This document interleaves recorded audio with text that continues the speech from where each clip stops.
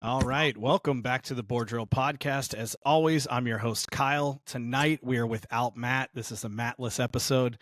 But we do have another special guest, Coach William Eads.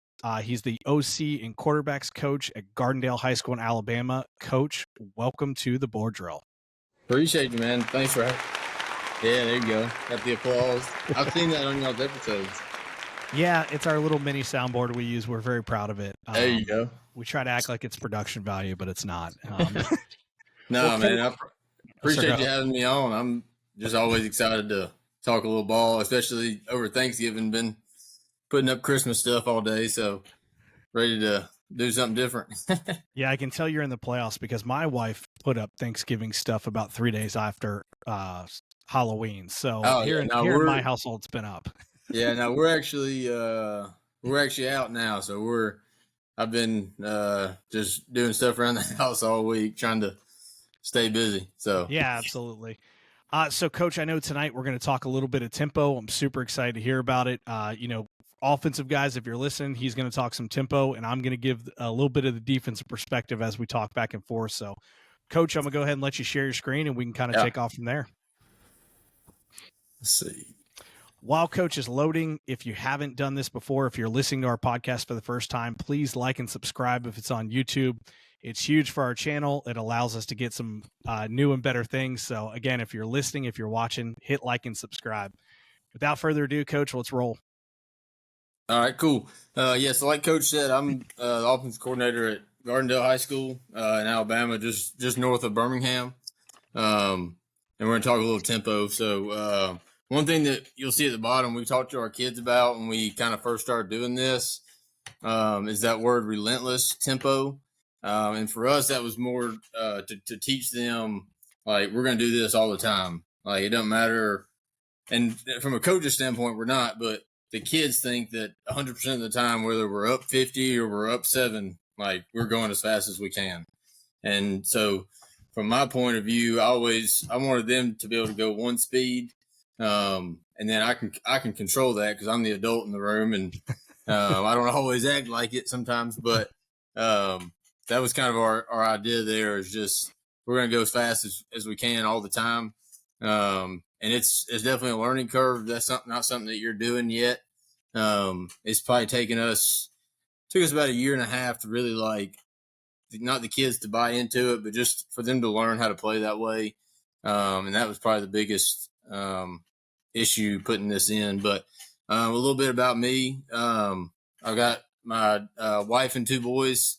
Currently the OC and quarterbacks coach at Gardendale High School. I've spent time since I've been at Gardendale. I've been the special teams coordinator, the tight ends coach, the receivers coach, the running backs coach. I was the OL coach at another school. So I've done a little bit of everything.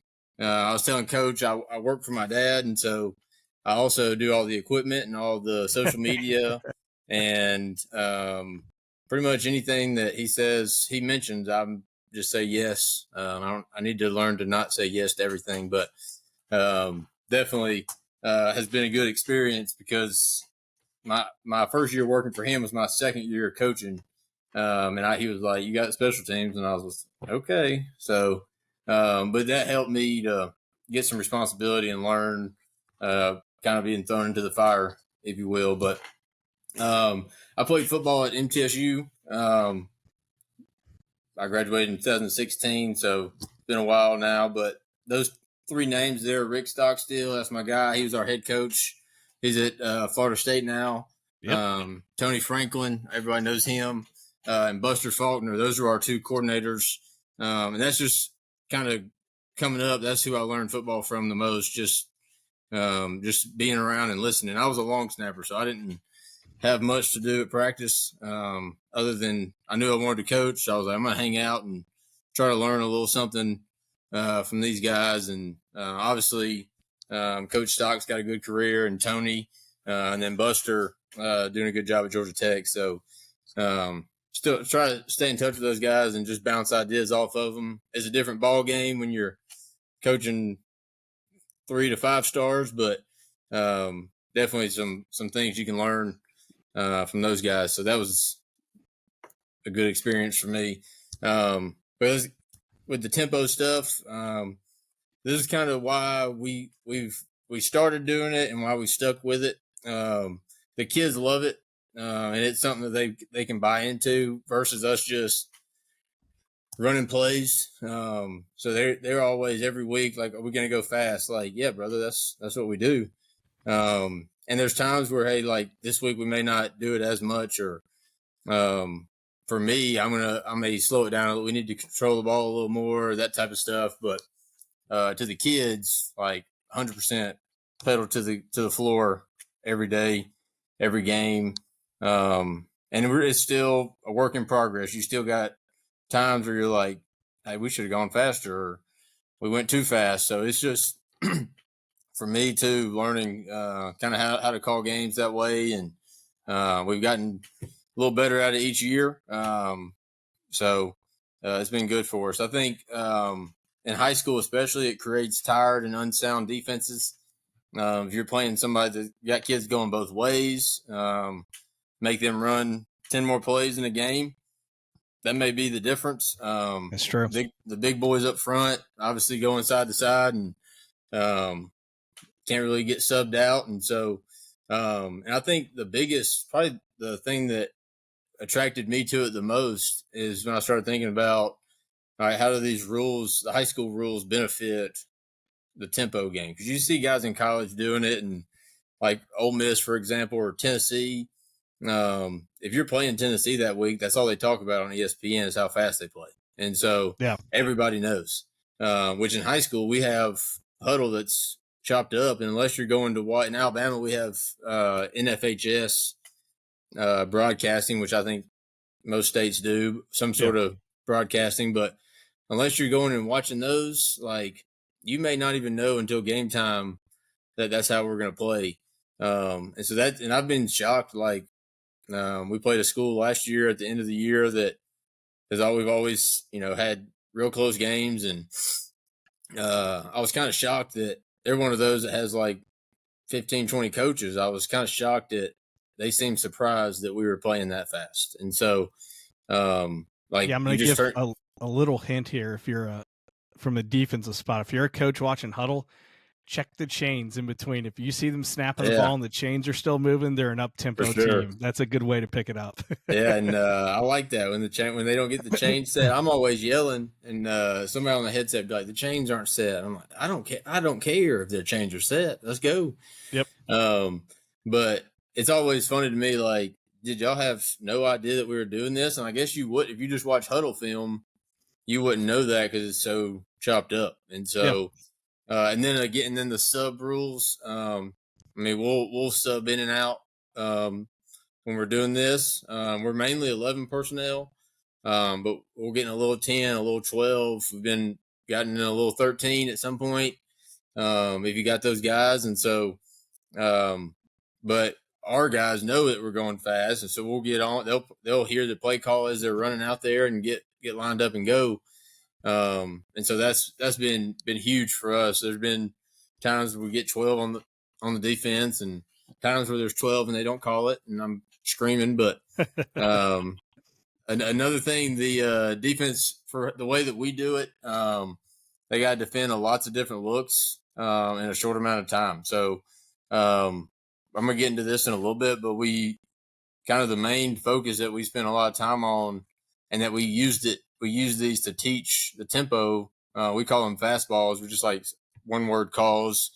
But you may have to go, we may be in 11 personnel, but we may go from quads with a sniffer and empty to true empty to trips with a sniffer, like to stack wide, like a lot of different ways that we may get under center.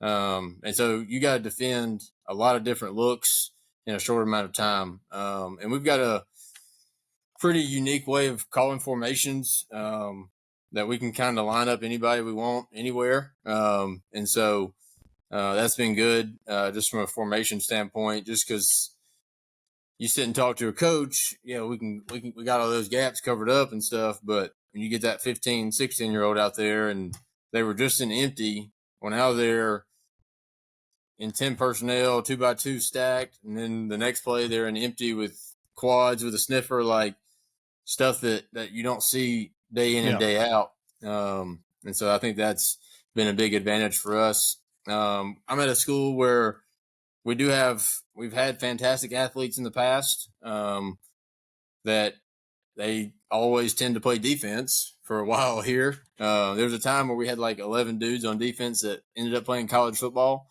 and on offense we had one. And so we definitely have, I don't mean to say this as we don't have good athletes, but we do play some that have better athletes. Yeah. I think this is a good way to neutralize that, especially up front. We've been blessed some years to have really good O-lines. First couple of years we were here, not the best. And so the tempo stuff probably would have fit those guys a lot more. And I think that your quarterback can play a lot faster and more free. And I think a place that I could have gone more tempo at times is after a negative play or a bad incompletion or something. Like, I forget about that, brother. Let's go do the next one. We'll find you an easy completion.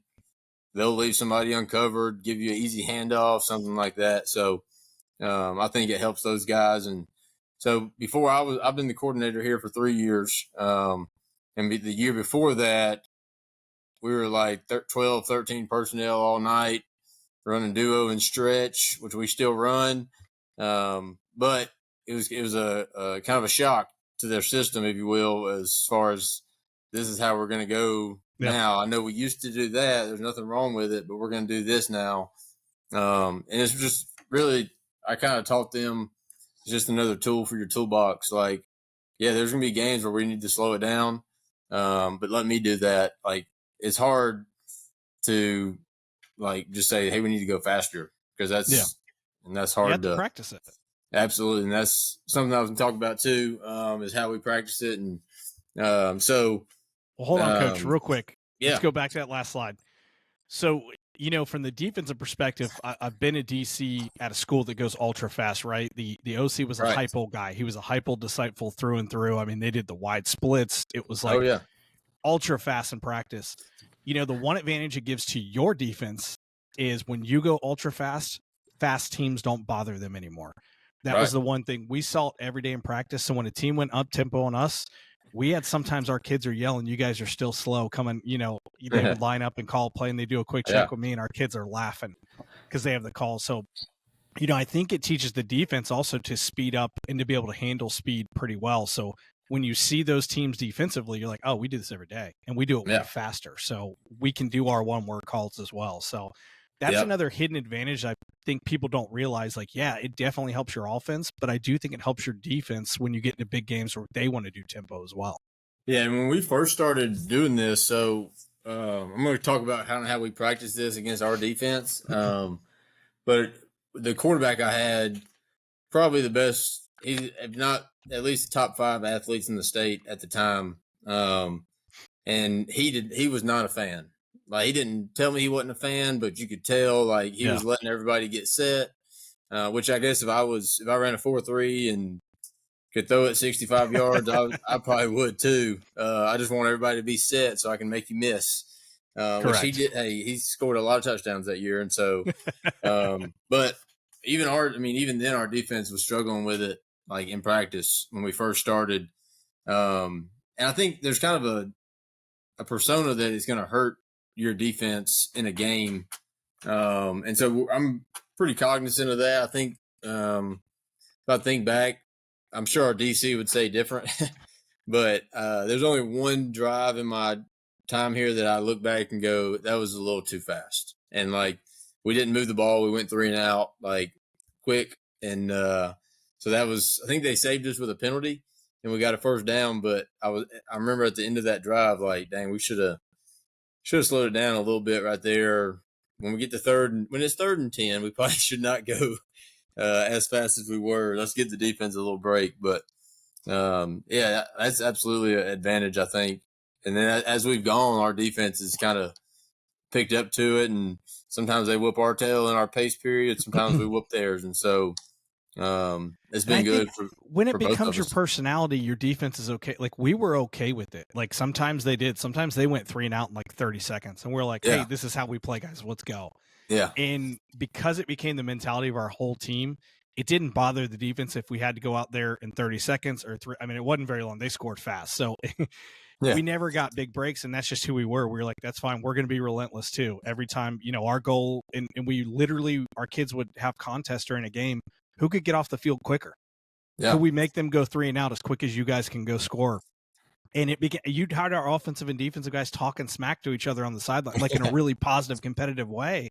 yeah, Of hey, we got off the field faster than you. Let's see you do it again. So I yeah. think I there's a guess lot of benefits in there. defensive coaches always say like, "Well, we're not going to have time to rest." Like, well, what if we score on the first play? You gonna be Yeah. mad then? So No.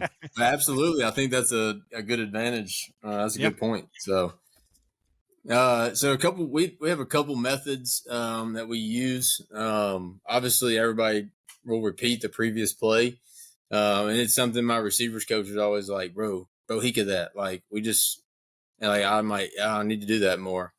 Like we just popped off for 18. Let's do it again. And so we call that Bohica. And the kids, I heard this on some clinic or something one time, and it stands for bend over. Here it comes again. Oh wow. And so the kids like because I'm always trying to get things that like I know that they won't forget, and so They're they not going don't to forget forget. that. They do not forget that one, and so we used to call it encore, and there was one they'd be like, "What does that mean?" I'm like, you don't know what an encore is? Never been to a But show. they don't forget that one. So, which is kind of funny at practice when something doesn't go well, and I'm like Bohica. I'm like, well, that doesn't really make sense. But like, if I just want to run a play again, but they like it, and so as long as they'll remember it, I'll call it whatever they want. So, Yeah, that's amazing. within reason.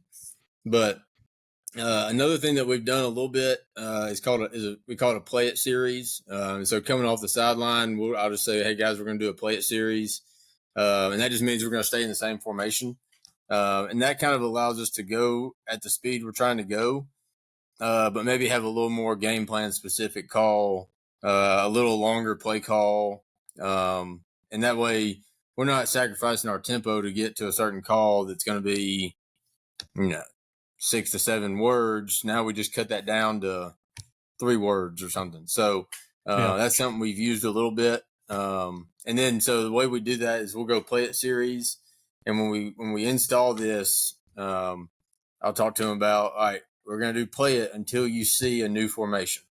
So we may go 3-4 plays, and then all right, we're going to get out of this, and we'll just signal, for the way I say it to them, a normal play call with formation and play call and all that. So that's something we've used. Probably the most of it comes from our fastballs, which are 1-word calls. And so we kind of tried to build this around showing a bunch of different looks, and having answers in the play for the quarterback, no matter what. And so there's some where there's more answers than others. There's some where it's, hey, this is just a handoff, like it's 3rd and 1. We're trying to move the sticks. But usually we have anywhere from 15 to 20 by the time a season ends. Probably our first year we may have had 8, and the kids picked it up really well. But in Alabama, we get in the spring we can go out for 2 hours a week and do whatever we want, as long as you're not wearing pads. I mean, there's teams that go out and do 11 on 11 with no pads on, which not something I would do, but and we have a lot of baseball kids, so we couldn't do 11 on 11 anyway at that point. But that allows us to start installing. I mean, we could start installing stuff in February if we wanted. I think we don't, because I think you get a little burned out with it. But I'm gonna talk about some of those. But on those fastballs, we've averaged a little over six yards of play these last 3 years, which with the most of those probably being run game stuff. There's throws built in. There's some that are strictly throws, but I think maybe we should have ran them more if we're going to get 6 yards of play. So, and it's like I talked about the kids. having a learning curve if you're a play caller, which when I started doing this, I was a first time play caller. So this is the only way I've done it. But it's also hard. Sometimes you got all these things game planned up, which is great, but what if that takes a little longer than what, you're wanting?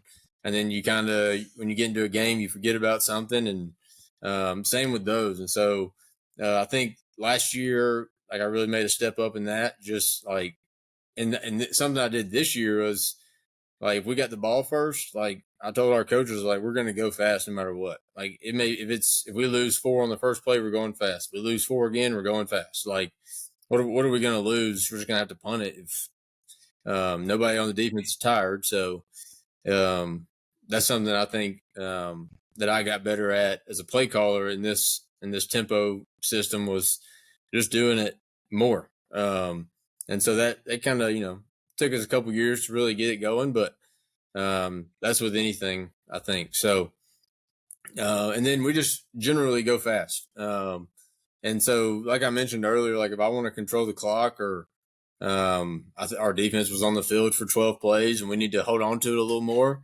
we'll use some motions, shifts, check with me, that type of stuff, just to, like, and our kids on offense think, hey, we're going super fast. Like, but we're not. We're snapping the ball with 8 to 10 seconds on the play clock, and they didn't even realize it. And so that's something that I'm always echoing to them. Like, it doesn't matter if I call a fastball, a play it series, or just a normal play call. Like, we got to go.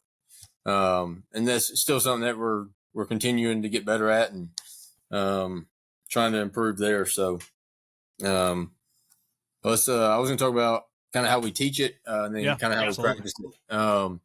So we teach our kids 1 speed, and that's fast. Just like I said, because it's hard to.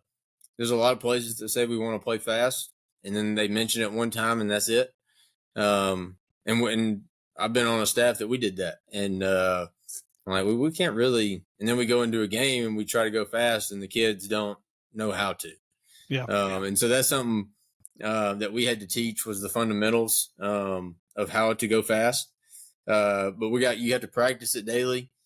And just like, whether it's inside drill, team separate, screens on air, routes on air, whatever it is, like, you got to be working that as much as you can.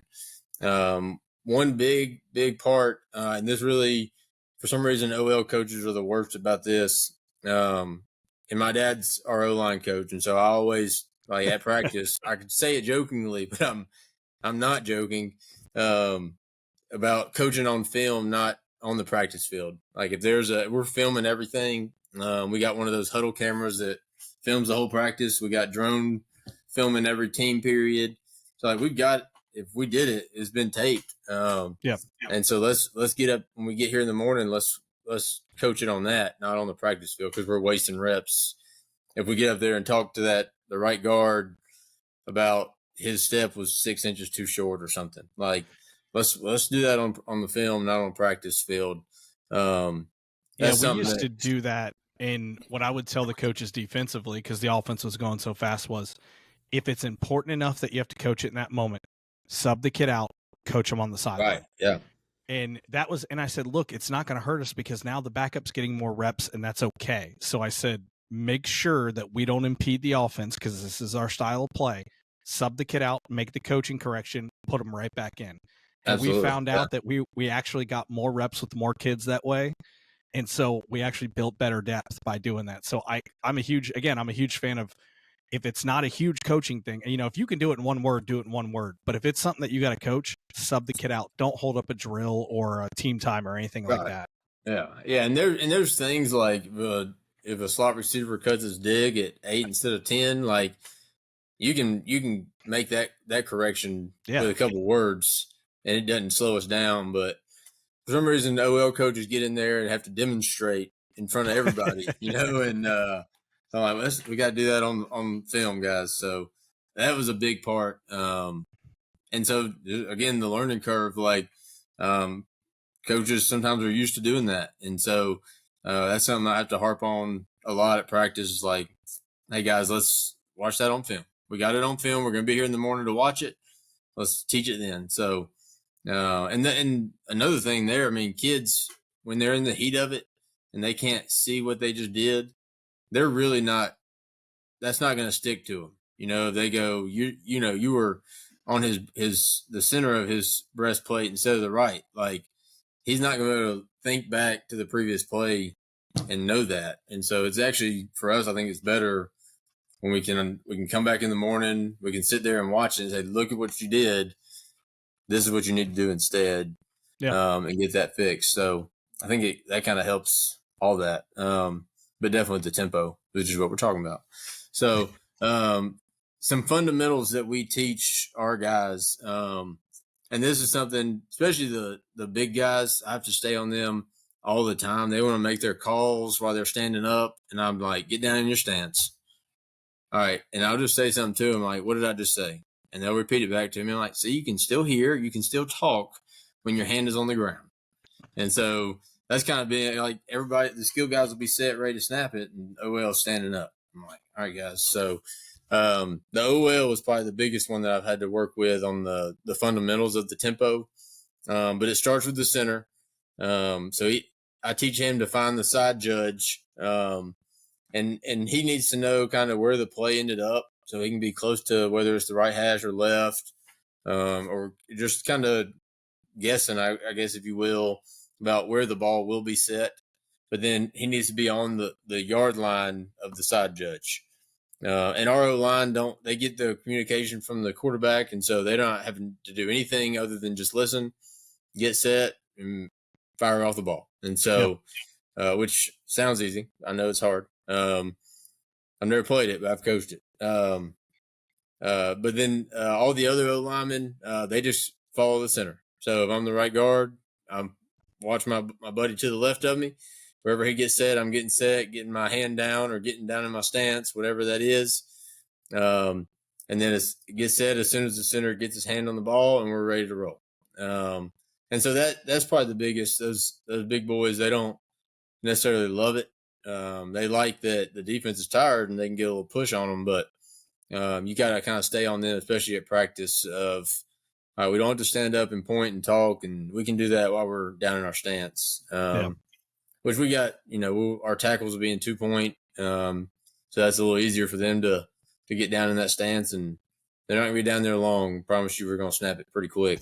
And then for the skill guys, the biggest one is getting the ball to the umpire. If you have the ball. And so one that I'm in this at practice, this is hard because, we don't have managers and ball boys running around everywhere. But if there's an incompletion that's down the field, leave it. I got our ball boy on Friday nights is coached up to, if there's an incompletion, bring the ball back on, and hurry your tail off. But, the biggest one is if I have the football at the end of the play, take that to the umpire. And so I talked to him like, if you were going to throw a football to your 90-year-old grandmother, how close would you need to be? And like, about 2 yards. I'm like, all right, well, that's how close you need to be to the umpire. Because we get guys, we toss it 10 yards to them, they drop it, or we give it to the side judge, he drops it, puts it down at his feet, then he stands up, he tosses it to the umpire who walks to where the center is. So I'm like, hey, let's take out the middleman, take it straight to the umpire. And that that's something that some of us got to get better at, but some of mine have figured that out. We had a running back a couple years ago that before we were doing the tempo stuff, every time he got tackled, that ball was getting rolled on the ground. Like, we cannot – that's going to take us forever to get that thing back. But then obviously getting their eyes to the sideline as soon as possible, and keeping their eyes there. I see, especially young kids, they get the formation, they run to that formation, then they look back at you. I'm like, you can still look, just like backpedal or just look while you're running. And then obviously sprinting to your spot, getting set, ready to roll. So now the only gripe I have here, Coach, and I get why you guys do it, but in practice, especially if we're doing like Skelly, right? You guys throw a deep post that's incomplete and you tell them to leave it there. Yeah, we leave it. And then you're trying to run another play, but I'm like, guys, if my safety trips on that ball, he's going to hurt himself. So that would that's be the what only time I got pissy during practice is like, guys, you can't leave a ball in the post because that's going to have an issue with our guys, because so they ran vertical choice too. So I'm like, you guys can't leave something in the post. You're coming deep the next play. So yeah, it's a setup for y'all. It's like a pick. so then that was my excuse yelling at of the safety. now I got to do the excuse of the defensive coach. You know how you guys get pissed when they stand in the post? I say, well, I have to stand in the post because you always leave a ball here. Yeah. And so at practice, I'm a little more lenient when it comes to incompletions, just because obviously that's probably going to involve me or another coach going to get the ball. So I'm like, go get the ball and we'll get the backup in there or something. So, yeah. But yeah, for sure. We don't want to leave balls out there during Skelly and starting safety rolls ankle or something. So, but then so kind of merging into that practice.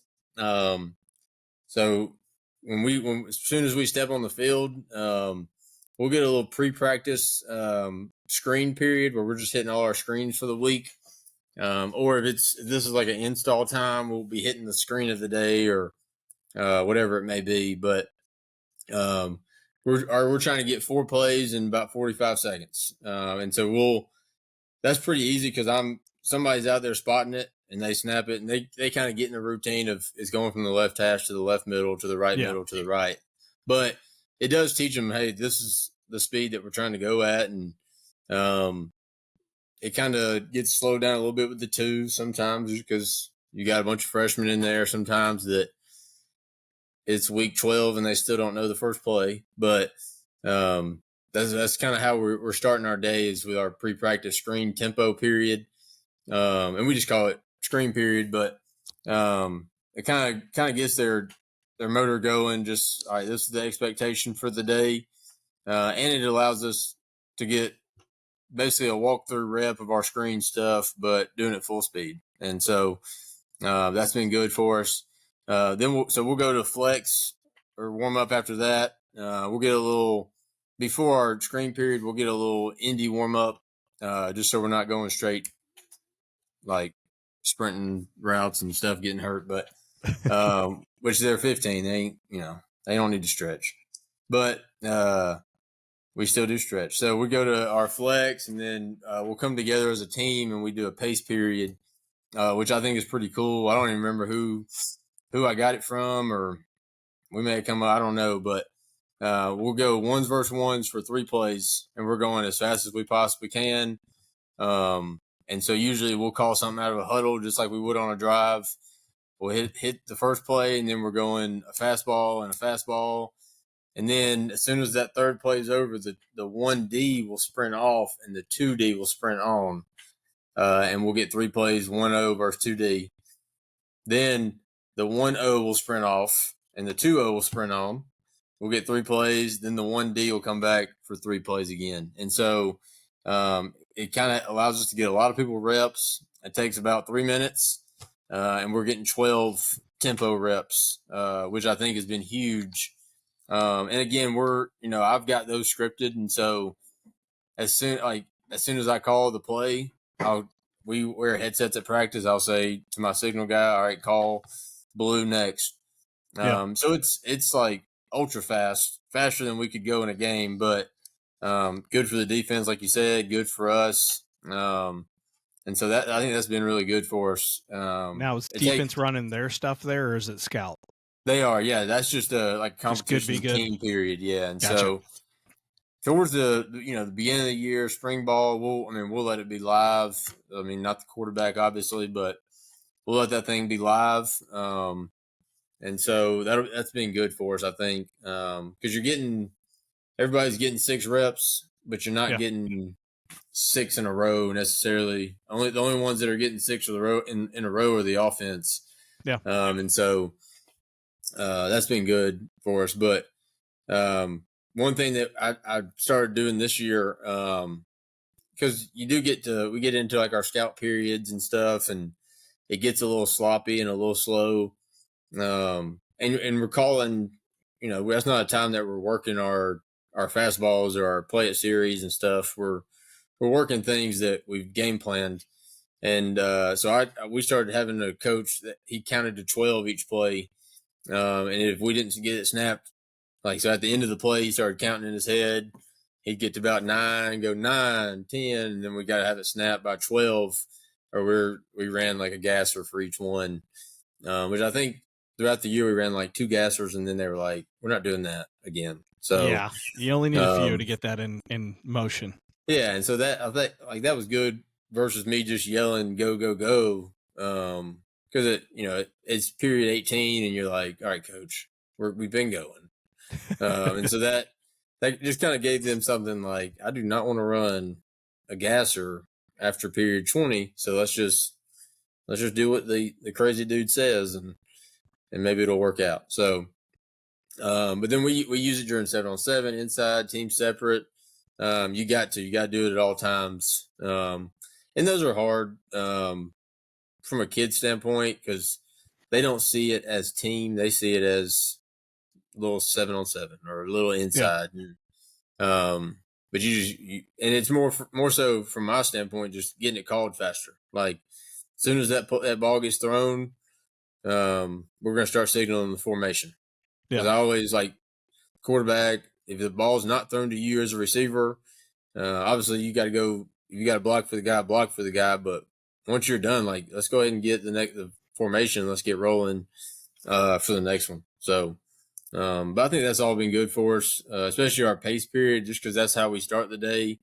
And that's a good, you like to start practice with some type of competition. And so versus just going to flex and field goal or something that kind of kills the mood. So we'll get the music blaring, get some tempo going, and it's usually the start to a good day. So, oh yeah.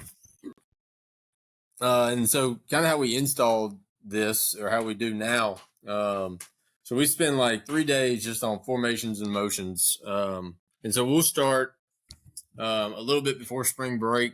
I always look at the calendar and make sure that when we get to spring ball, we've got everything that we want to install in the spring. We've already done it. And so we'll do 3 days just on formations and motions. And so we use like a numbering system. And there's certain, just kind of, how when you played Little League and you were the 3-back and you ran in the 1 hole. It's similar to that, where there's locations that go with a number. And so we teach these and we run through millions of them. Not millions, but hundreds of them in 3 days. And then we're done with that. So I don't have to go, all right, install 2. I want to run so-and-so. Oh, we hadn't installed that motion yet. Like, we've already done that. And so that's been good for us. And we get that out of the way. We can focus on the concepts and the runs and get it rolling. And so we do a 10 install plan. This is something I got from the guy that was the coordinator before me. We kind of did a lot of this stuff together, and this is what we came up with. And so you look at it and you go, all right, you got an inside run, an outside run, a quick, a drop back, and you got either a play action or sprint out and a screen. All right, well, we're not going to have 10 inside runs. And so what I'll do is I'll get 10 category or 10 pods, I guess you will, of hey, inside run is our inside zone, or our duo, whatever it may be. Outside run is our stretch. All right. And then we'll go through that, and they start, and then like install 5, maybe the same runs, or maybe duo and buck sweep or something. That way they start seeing how things kind of tie together. That way they're not, all right, first install we did duo. We're not going to do that again until spring ball. And so you look at it, when I say, hey, we got a 10 install plan, people kind of roll their eyes like, that's way too much stuff. Well, it's not. We're doing it with different combinations, I guess. And the kids start to kind of see, all right, well, that's why that play action makes sense with that run. Yeah. That's why this inside run and that outside run go well together, because we can run them out of the same formation, motion, those things. And so with that, we will install 1 or 2 fastballs a week. And typically I try to, like, if it's a fastball that has a GT run on it, I'd try to do that after we install GT. So I can now go, all right, last Tuesday we did GOAT, which is what we call GT. All right. Well, now we've got a fastball that's called Jordan and LeBron because they're the GOATs. Obviously, they never forgot that one either. Yeah. And now they've already learned that run. They just have to learn.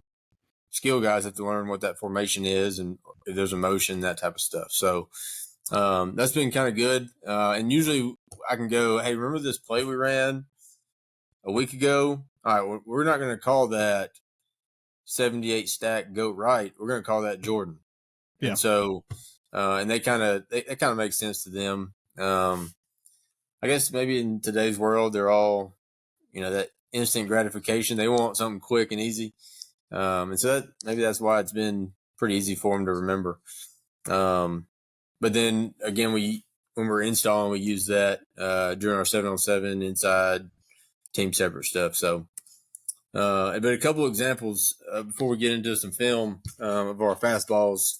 I'll kind of talk through the answers it gives the quarterback and stuff, and but just a couple of those. And I try to make all these make sense to the kids. Like I'm not just going to call one Skittles or M&Ms just because I want to. Like this one's called Outlaw. And the only way I could think to tell them, and this is a old air, like a Hal Mummy air raid fast. They use this one word call too. Like we got the outs. So Outlaw. Yeah. And so that was good for him. And so this is just to get a quick, easy completion. We just got a first down. Hey, we're going to try to get 5 or 6. Maybe we hit the tee because we get a hot. But that's been easy for him. And so for here, the quarterback, super simple rules because when you're going this fast, I tell my quarterbacks all the time, like guys aren't going to be where you think they're going to be. They may be, but then they may not do what you think they're going to do either. Because sometimes you get a kid that he just – crap, I got to go cover number 2 in the slot. All right. Well, by the time I get there, the ball snap and I'm just freelancing. Yeah. And so our quarterback on this, he's just starting to the left, rolling to the right, not rolling, but scanning to the right. Whoever's open, he's going to snap it and throw it to him. And so we've got a ton of easy completions off of that. If you're getting pressure, some sort of zero, you can hit the tee down the pipe right there. And just replace the blitzer there. And so with all these, we just signal. We got one signal. All the skill guys get it. The quarterback yells that word to the OL, and we roll. And so they know the protection and all those things that go along with it. And so I got some clips of that we'll look at. But that's kind of one of our first ones that we'll put in. Another one that I just mentioned, probably our most ran play. In the past 2 years at least. So we're going to go stack. We call this Jordan. And I said, well, who is Jordan and LeBron? And they're like, well, that's the GOATs. And I said, what kind of run is that? That's GOAT. All right, well, Jordan has R in it, GOAT right. And they laughed because I guess they thought it was stupid or something. But they ain't never going to forget it, though. They did not. They haven't forgot it. And so on this, the quarterback, obviously, if he's got numbers out on the screens, he can do that. If it's 2 over 2 on both of them.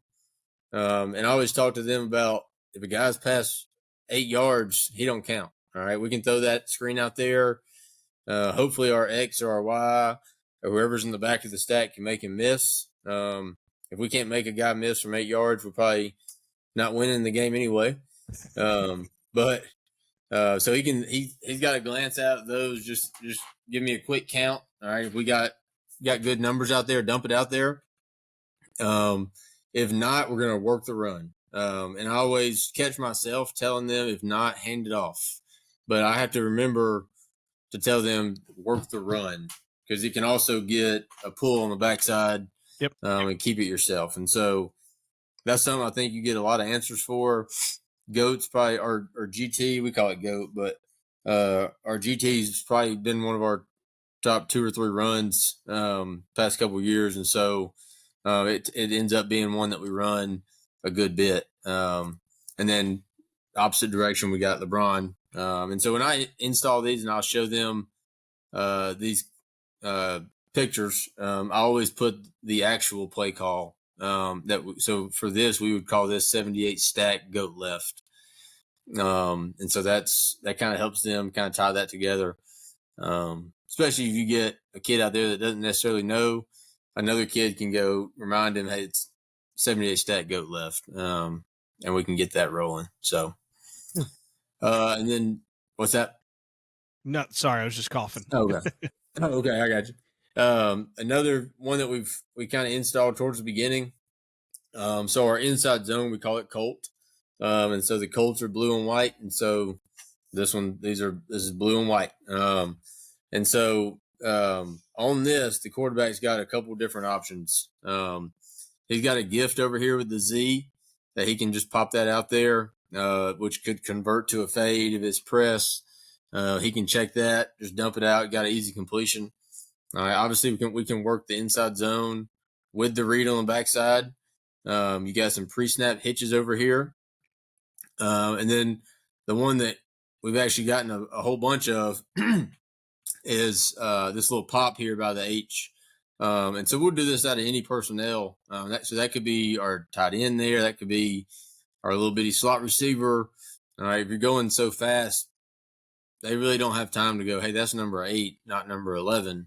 Like, he's probably going to be running a pass. But so I just, hey, we're going to read that backer right there on the backside, and we got grass right there. We'll dump it to him. And so we got a couple clips of that as well. So, but all of these give the quarterback a bunch of options because, again, this is something that we install day 2 or 3 of spring. And so you don't know any given week what you're going to get from a game plan perspective.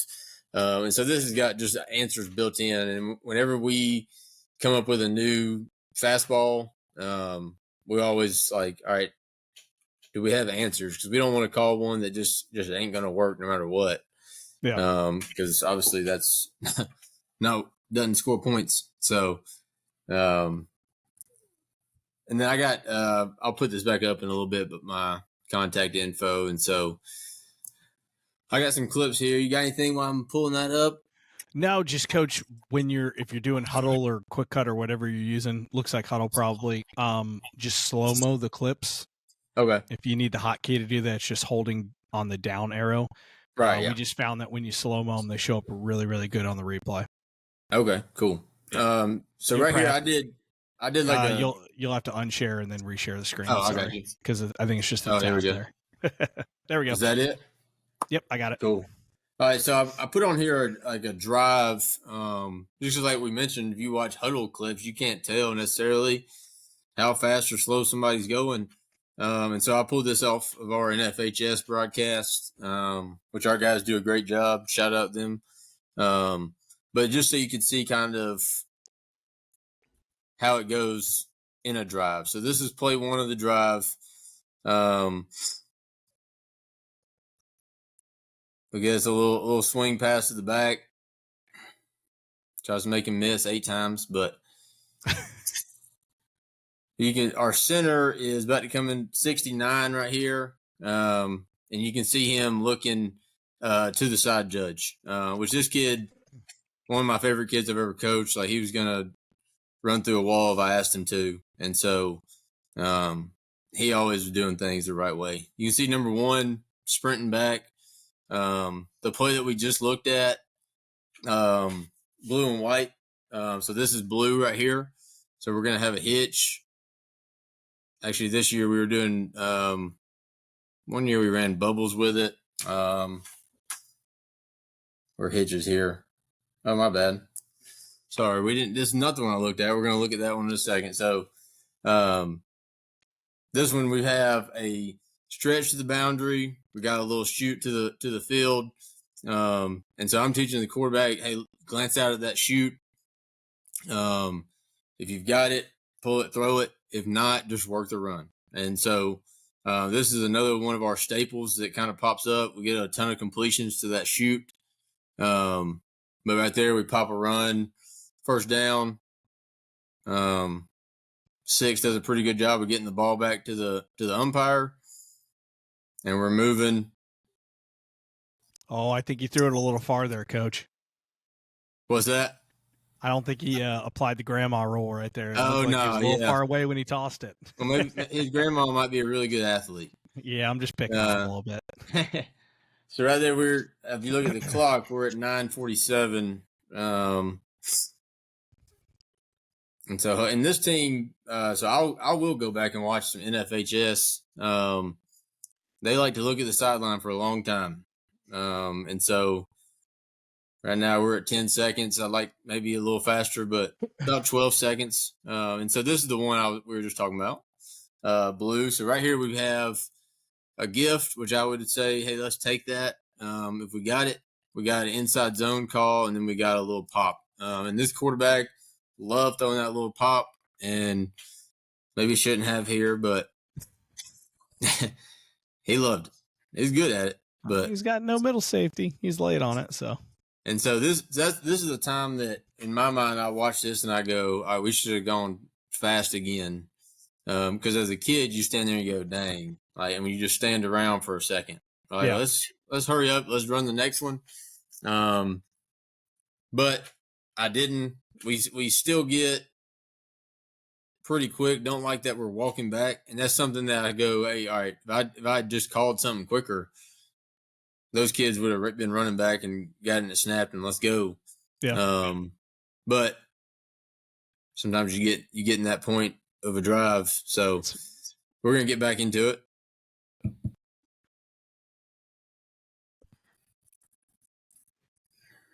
Is it coming through pretty good? When I do it slow motion? Like I said, okay. Just slow-mo, because it Riverside's a thing I'll explain to you later how it uploads. It looks good. Cool. So here we get us another good run, again with some GT. Thought we might score, but now we start going. This is the point where I call it the most after a big play, where we kind of got them on their heels, and you can kind of tell the defenses start scrambling a little bit when that happens. I don't like that 74's over there chopping it up. Like, we can do that on the sideline, but we're still getting it snapped fairly quick. And you can see guys on the defense, quarterbacks having to tell the X what to do, but he did score a lot of touchdowns, so I'll forgive him. But you can see right now, this is not a picture that you look at and go, clinic tape defensive alignment. Because there's guys are just kind of everywhere. So we hand it back off. We don't get it blocked up well, but this was a time that, hey, we did go super fast again. And so you can see 8 right here, quarterback. Like they've already gotten a signal in, and we're rolling. And 8, he loves this. Fantastic route runner, not the fastest guy in the world. So this helps him a lot, kind of get open and get some free easy catches.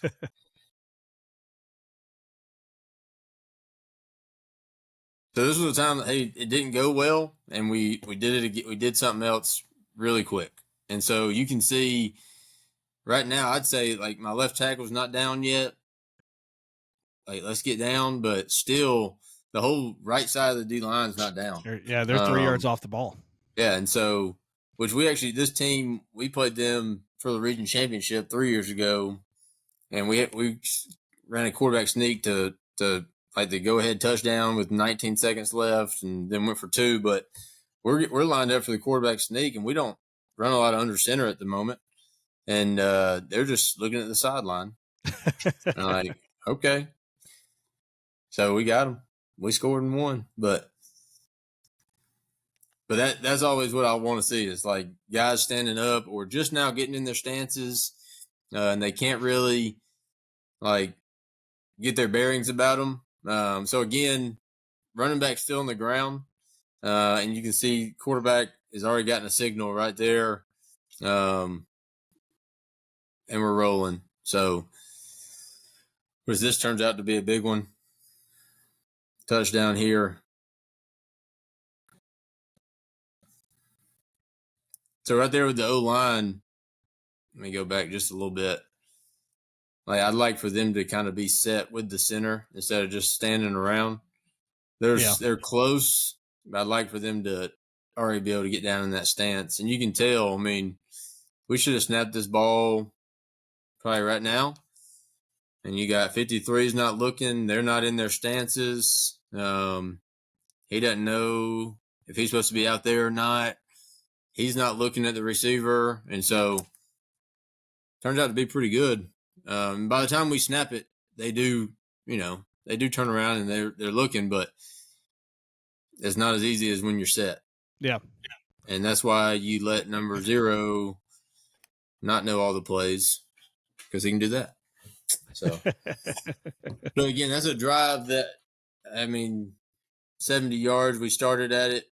We started with 10 minutes and 12 seconds. We finished with 8 minutes and 40 seconds. And so about a minute and 20 something seconds we're in the end zone. So obviously that doesn't happen every time, but it does. When it does, it's good. So, and so I'm going to look, some of these I've kind of grouped together. These are some fastballs. I've got a bunch of them on this playlist, but we're not going to go obviously through all of them. We don't have time for all that, but I've kind of put like all the ones that were blue and white together, or the calls that go together, just to show the different options. So again, this is this is blue. So he's got a gift. So we just signal blue. All the kids know where to line up, and we get this. We get a little inside zone action in there. I think on this one, he ends up throwing the pop. Oh, my bad. And so he sees that grass right there. Yeah. When this kid widens, I'm always on them, like, just find your guy that if it ain't 100% throw, find your guy that you can read. He widens a little bit. He can pop it, and we get a good little 13, 14-yard gain. And then so this is the same play, different year. This is the kid that I was talking about that wasn't a huge fan. He did it because he wanted to do what his coach was telling him, but he wasn't the best at it as far as getting the ball snapped and stuff. But this is an example of us handing it off. So right now he's reading this guy here after his pre-snap stuff. Which if I'm watching this, I'm like, hey, 23's got a good little path, got some grass right there, but backer kind of hangs out. We're gonna hand it off. Good decision by the Q there, and we get us a good run. 36-yard run there. We get a running back with a little more speed, we might score. Story of my life right there. Yeah. A little more speed. Me too.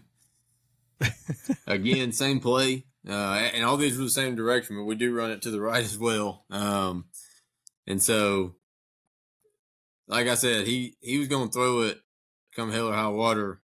I don't know that I would look back and say, yeah, brother, you need to throw that. That was a tight window there, yeah. But,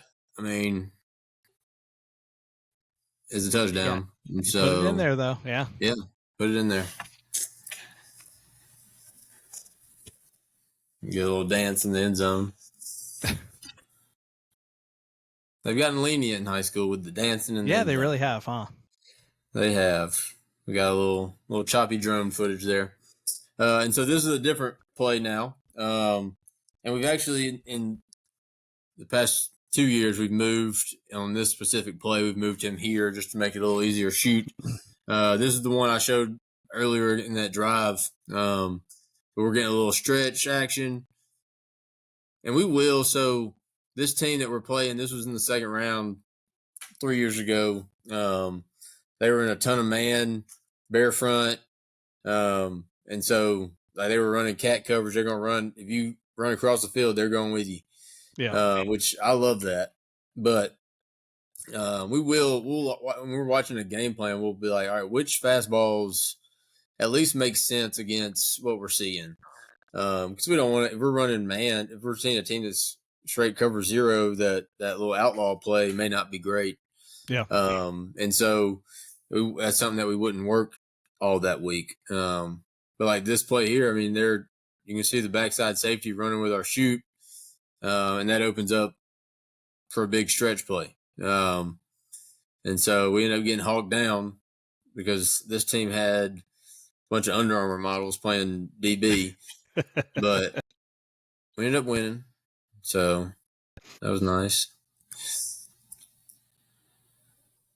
And one thing I noticed a bunch is, I want everything to be blocked up perfect. But when you're going so fast and the D line's not set in their stance, ready to go, is you see things like right here, we miss that end right there. And he's just not prepared to make a tackle just because he's tired and not set. And so that's something that I've seen a good bit. There may be some more clips on here like that. And so this is the same play again, another handoff. But right now I'm telling the quarterback, just glance out here. If you like the throw, take it. But I'm always on them like you gotta love it if you're going to throw that. Which right there, we don't necessarily love that. Like we've got 1, 2, 3 out here. We can't block all of them. We can't outrun that safety from an angle standpoint. So let's hand it off. We should have scored here. Get tripped up, and we can do this out of any personnel. So 87 right there, that's our little tight end. He played that game at tight end. He's a freshman, but we can do this out of every personnel.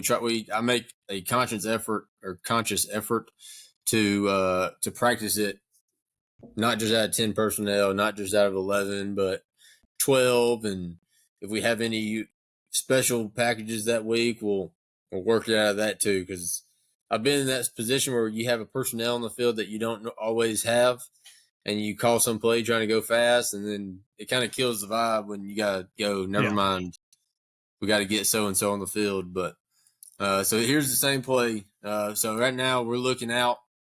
There's one dude out there, maybe two. One of these is going to add to be the second. And we end up with a nice little completion. We got a D lineman chasing us, and he ain't gonna catch us. So, and then big boy finishes a run there. Yeah, and I think that's the other piece when you talk about going fast. Defense is reactionary by the nature of defense, right? We can dictate some things, but not everything. And the faster you go, the faster I have to process while doing other things. And so, like you said, something as simple as throwing a shoot off, stretch going the other way. A kid gets so worried about they're going fast, I got to stop the run, especially if you gash him a couple times on the run, that shoot may be his responsibility, but he's so worried about stopping the run that boom, there goes, it slides out. So tempo is definitely an equalizer. Yeah, and for this formation here, if we gotten this, we're not going to play a team that's not going to line up to this right, or at least they're going to line up in a way that on paper makes sense. And it's going to cause us an issue, and they're going to have some DB that's faster than the rest of our guys. And but hey, now I'm the strong safety. All right, well, I'm over here. I've got to sprint all the way across. The ball's already been snapped. And so, they're out leveraged from the get go here. And it's probably not how they drew it up on it's Sunday probably meetings. Not. Yeah. And this is again the play that we looked at a minute ago, which for some reason the second half of our season last year, our camera guys, the film made our guys look like they were all running 4.2s, but we're not that fast. But we call it, so this one looks like our stack play with the GT. And that's another thing we try to do is like, if we're coming up with a fastball, we need to have something that looks like that, and it's something else, something that is packaged with, because we get in this formation right here. Most teams we play know that we're going to run GT and throw a now screen out there, which is fine, but you got to be able to do it quickly. But hey, now we get in this, they're running GT, and then we're throwing a form of a smash out there. Yeah. Which again, going back to making it make sense. So our fade out, which is basically what this becomes, we call it Bucks. And so this play is called Pirate because Buccaneers, and they don't forget that either. So Word association's good with kids. Absolutely. There's a good drone shot. We got kids that run the drone, and sometimes they'll mess that up a little bit, but you can't beat a good drone shot. Coach, it's what I do for a living. It's just on golf courses, not on football fields. So there you go. And so again, same formation. Looks like we're running the previous play that we just looked at, Pirate, but now we're handing it off. And so going back right now, this team has been man ever since I can remember. And so they're going to have two out there. So we're not going to get a bunch of those now screens in that week. They got two up there. They got two down here. Not good for us. So we're going to work the run. And later in this game, quarterback ended up pulling one on this for about 50. Maybe could have pulled that one. But let the fast guy go do fast people things and score a touchdown. But again, right, you got guys so it looks that just like aren't Coach set cut out a bit here. We'll see if we get him now, back. this probably is a little slow Hopefully for us. He comes back here. But still, these guys are just getting in their stance. Big boy right here. He doesn't even have his leg kicked back like he likes it yet. Well, perfect. Just gonna wrap this episode up real quick. And we get Coach back. So again, that was Coach Eads. We get to talking about here's tempo one where offense, we do throw it over there in Alabama. Same game from earlier, not lined up right. They did not handle Gardendale High School. The tempo very great well. having them on. I thought this was a fantastic episode so talking about tempo and installing tempo. That's still if you're sharing, interested in reaching out to Coach, again, his contact info. Coach is just Will Eads, WILLEADS 80 at gmail.com. Obviously, if you'd like to get any of his information from us, you can always reach out to us at theboardrill.com. So that's theboardrill.com at gmail.com. Or you can DM us on Twitter. We're at Board Drill Podcast. Again, visit us on all of our channels. We write on boarddrill.com. We write articles every week. We're on TikTok if you want to see cool clips that we post every week. And obviously hear us there. Oh, Coach, we just got you back. Perfect. So I was kind of wrapping up the episode talking a little bit. Probably a good stopping point, but Coach, I'm going to flash up your contact real quick. I was just talking about it, but I got it here on my screen, so let's flash it up. Yeah, I don't know what happens all the time. My son's probably back there watching some movie and it messed up the Wi-Fi. It's all good. But no, you're good. So here's Coach's contact info if you're interested in reaching out to him again. If you're a coach that's out there, you're a little bashful, you want us to reach out to Coach for you, just reach out to us and we'll be happy to talk with them. We will put the link in the description. We have a Google Drive folder that we share all of these presentations with now. So if you're interested in that, you can go to the Google Drive folder. You can download the presentation or just look at it. Coach Eads, really appreciate you coming on tonight. I love talking about tempo. It's kind of a passion of mine, even though I'm a defensive guy. I think it's because I was so ingrained in it that I just love it now. But no, it's seriously great stuff, and it was awesome to listen to. Oh, yeah. Appreciate having me on. I love just getting on and talking ball at any time. So definitely would love to be back. If anybody wants any clips or that PowerPoint, just shoot me an email or a text, and I'll get it to you. So yeah, no secrets. Absolutely. We're all stealing from somebody. No doubt. Trust me, I'm the king of that one. So, for Kyle, me in the Board Drill Podcast, normally I say for Kyle and Matt, but Matt's not here tonight. So for me and Coach Eads in the Board Drill Podcast, we will see you next week on our episode. Have a great night.